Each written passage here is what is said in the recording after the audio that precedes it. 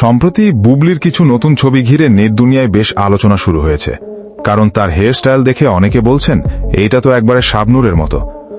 90-এর দশকে শাবনূরের সেই iconic look, নিচু কপাল, খোলা চুল আর স্নিগ্ধ একটা ভঙ্গি দর্শকদের মনে ছিল আলাদা জায়গা। আর আজ প্রায় একই রকম চুলের ছাট আর সাজে দেখা যাচ্ছে বুবলিকে। তাহলে কি বুবলি শাবনূরকে নকল করছেন, নাকি এটা কেবল একটা ফ্যাশন ট্রেন্ডের অংশ যেখানে পুরনোকে নতুনভাবে উপস্থাপন করা হচ্ছে? অনেকে বলছেন বুবলি হয়তো শাবনূরের মতো গ্ল্যামার ফিরিয়ে আনতে চাইছেন, আবার কেউ কেউ বলছেন শুধু হেয়ার স্টাইল মিললেই তো শাবনূর হওয়া যায় না।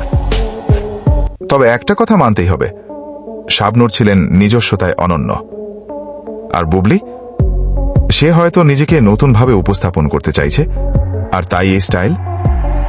আপনার কি মত? এটা কি অনুকরণ না সম্মান?